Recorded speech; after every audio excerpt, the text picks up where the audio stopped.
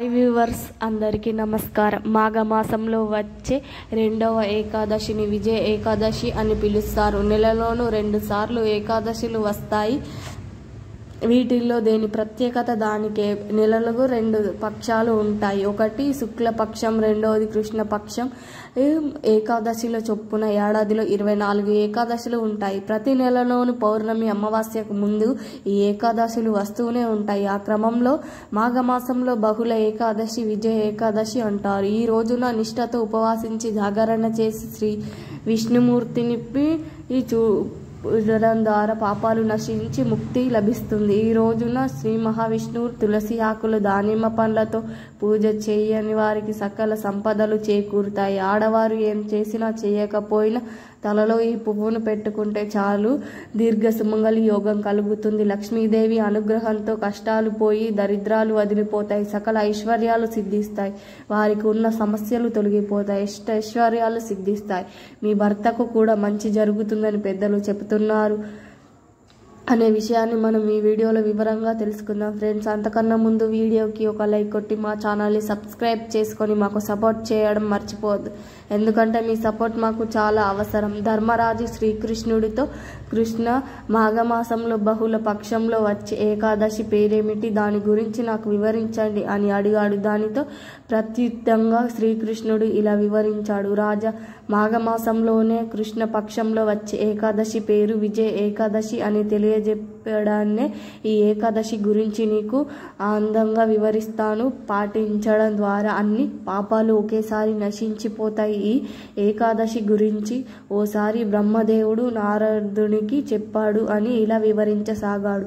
ఓసారి నారదుడు బ్రహ్మదేవుణ్ణి సమీపించి, ఓ దేవత, శ్రీ కృష్ణపక్షంలో వచ్చే విజయ ఏకాదశిని పాటించేవాడు, సాధించేవాడు ఫలాన్ని నాకు వివరించండి అని వినయంగా అడిగండి. అదే విన్న బ్రహ్మదేవుడు నారదునితో, పుత్ర, ఈ పురాతన వృత్తాంతం అంత పవిత్రమైనది, సకల పాపాలను నశింపజేస్తుంది. పేరుకు తగినట్లుగా ఇది నిజానికి గొప్ప ఫలితాలను ఇస్తుంది. ఈ విజయ ఏకాదశి మనిషికి నీ సందేహంగా విజయానికి చేకూరుస్తుంది. విజయాన్ని నెరవేర్చడానికి శ్రీరామచంద్రుడు తన భార్య సీతతో, సోదరుడు లక్ష్మణునితో 14 ఏళ్ళు వనవాసానికి వెళ్ళినప్పుడు గోదావరి తీరంలో పంచ వంటి అరణ్యమైన ప్రాంతంలో కొంతకాలం నివసించి రావణుడు సీతాదేవిని అపహరించాడు. సీతాదేవి యోగంతో శ్రీరాముడు దుఃఖ సముద్రంలో మునిగిపోయాడు. సీతా అన్వేషణలో శ్రీరాముడు అడవిలో రావణుడు సీతాదేవిని అపహరించాడు. సీతాదేవి యోగంతో శ్రీరాముడు దుఃఖ సముద్రంలో మునిగిపోయాడు.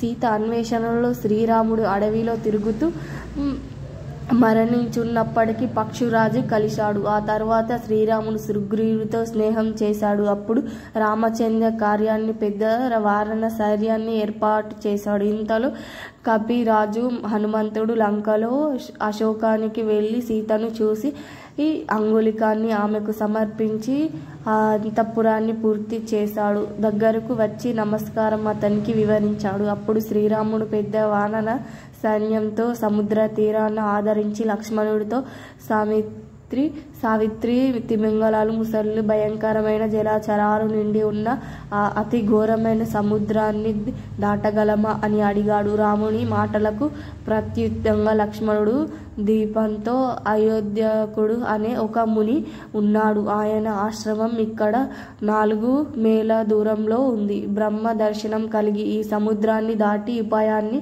మనకు అడుగుదామని అన్నాడు. ఈ విధంగా సహకాలులు పొందిన శ్రీరాముడు ఐకతాన్ని ఆశ్రమించి ఆ ముని వందనం చేసుకొని వచ్చిన శ్రీరామునికి రావణ సహకారాన్ని అంటే ప్రత్యేకతలు అతని సర్వజనుడైన ఆ మునికి వెంటనే తెలుసుకోగలిగాడు. వెంటనే శ్రీరాముడు వచ్చిన కార్యం గురించి ప్రశ్నించాడు.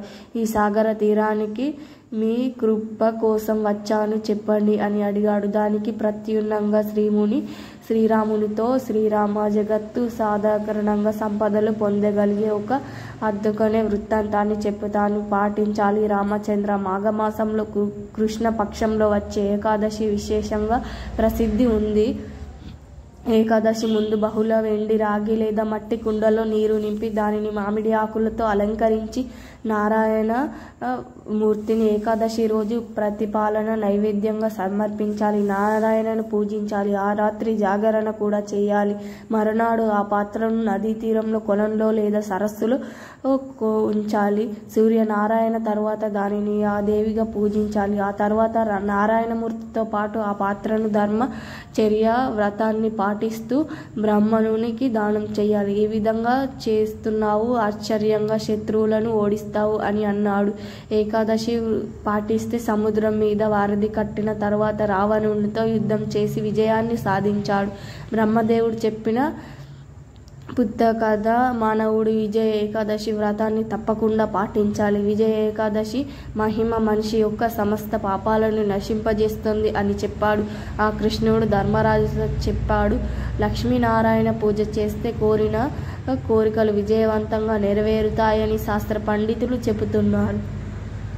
లక్ష్మీనారాయణ ఏకాదశి రోజు ఆడవారు లక్ష్మీనారాయణ ఫోటో ముందు ఒక పసుపు రంగులో ఉండే పుష్పాన్ని, అంటే చామంతి పువ్వును కానీ, పసుపు రంగులో ఉండే మందార పువ్వును కానీ, ఇలా పసుపు రంగులో ఉండే ఏదో ఒక పువ్వుని తెచ్చుకొని లక్ష్మీనారాయణ ఫోటో ముందు పెట్టి ఆ తర్వాత ఆ పువ్వు మీద చిటికెడు పసుపు వేసి ఓం నమో నారాయణ నమ అనే మంత్రాన్ని 27 సార్లు కానీ 11 సార్లు కానీ జపించండి. ఆ తర్వాత లక్ష్మీనారాయణకు నమస్కారం చేసుకొని, నాకు దీర్ఘ సుమంగళి యోగం కలగాలి, నా భర్త ఎప్పుడు వృద్ధిలోకి వస్తూ ఉండాలి అని నమస్కారం చేసుకోండి. లక్ష్మీనారాయణ అనుగ్రహం కలుగుతుంది. ఆ తర్వాత ఆ పసుపు రంగు పువ్వును తలలో పెట్టుకోండి కనుక దీర్ఘ సుమంగళి యోగం కలుగుతుంది. ఆడవారు ఈ చిన్న చిన్న పనులు చేసి వారి భర్త ఎప్పుడు ఆరోగ్యంగా ఉండాలి, భర్త ఎప్పుడు మంచి స్థాయిలో ఎదగాలి, ఇప్పుడు సుఖ సంతోషాలతో మంచిగా కలిసి ఉండాలి, మాకు కష్టాలు తొలగిపోవాలి, సుఖ జీవితాన్ని కలగాలని మనసులో అనుకోండి. లక్ష్మీనారాయణ అనుగ్రహం కలుగుతుంది.